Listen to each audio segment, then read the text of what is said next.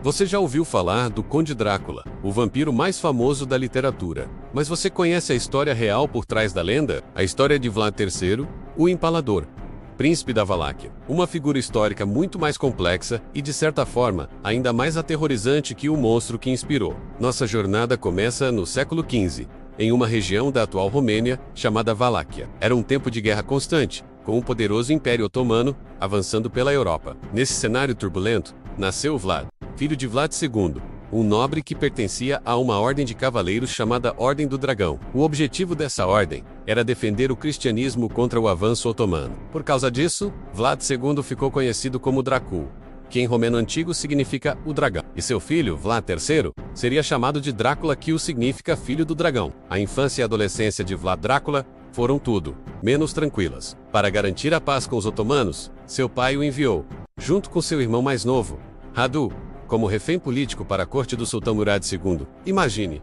2 jovens príncipes, sozinhos, em território inimigo. Essa experiência foi fundamental para moldar o homem que ele se tornaria. Ele aprendeu a língua, as táticas militares e, o mais importante, a crueldade do inimigo. Ele viu de perto o poder otomano e desenvolveu um ódio profundo por eles. Após anos como refém, e depois da morte de seu pai e irmão mais velho, Vlad finalmente teve a chance de reclamar seu trono.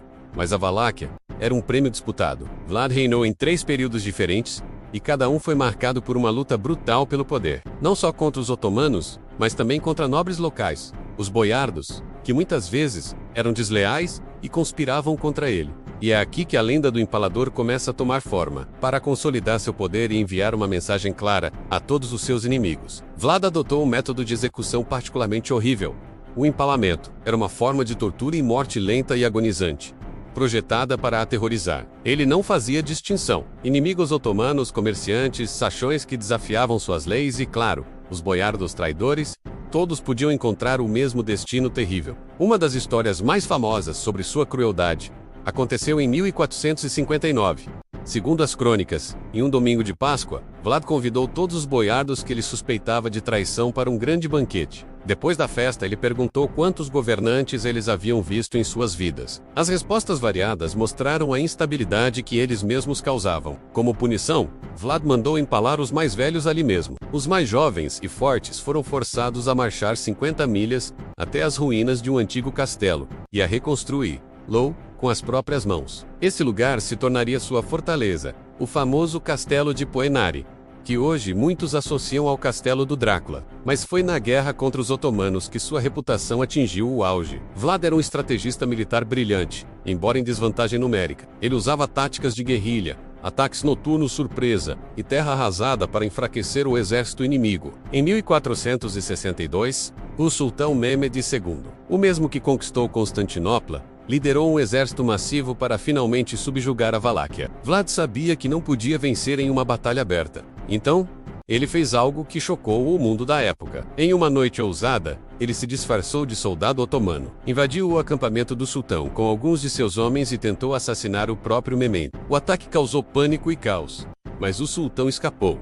A resposta de Vlad foi ainda mais macabra. Quando o exército otomano avançou em direção à capital da Valáquia, Targov, eles se depararam com uma visão do inferno, uma vasta planície, que ficou conhecida como a Floresta dos Empalados. Milhares e milhares de prisioneiros de guerra otomanos, homens, mulheres e crianças, estavam empalados em estacas de madeira a perder de vista. A estimativa é de cerca de 20.000 corpos. A visão foi tão apavorante, tão desmoralizante, que até mesmo o experiente e endurecido sultão Mehmed, ao ver aquela cena, ordenou a retirada de suas tropas. Ele teria dito: como podemos tomar as terras de um homem que é capaz de fazer tais coisas? O terror psicológico foi a arma mais poderosa de Vlad.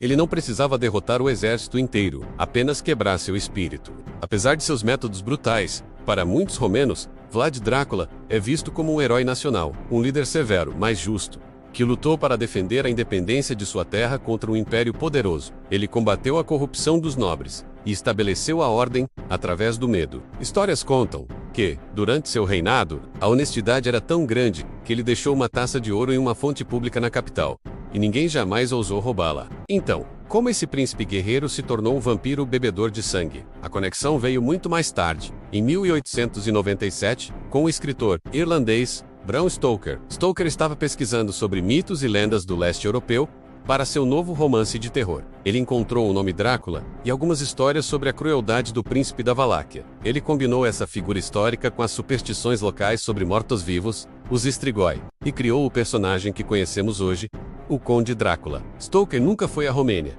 mas sua imaginação transformou um herói nacional controverso no arquétipo do vampiro moderno. A história de Vlad, o Empalador, é um lembrete fascinante de como a história pode ser mais estranha e complexa que a ficção. Ele não era um monstro sobrenatural que dormia em um caixão, mas um homem forjado pela guerra e pela traição, que usou o terror como uma ferramenta de Estado. Um déspota cruel para seus inimigos, mas um salvador para seu povo. Um príncipe cujo legado de sangue e pavor foi tão grande que ecoou através dos séculos, inspirando o maior ícone do terror de todos os tempos. A verdade por trás do mito é, sem dúvida, uma história que merece ser contada. Obrigado por assistir. Se você gostou de mergulhar nas profundezas sombrias da história, não se esqueça de deixar o seu like, se inscrever no canal e ativar o sininho para não perder nossos próximos vídeos. 8. Approxima.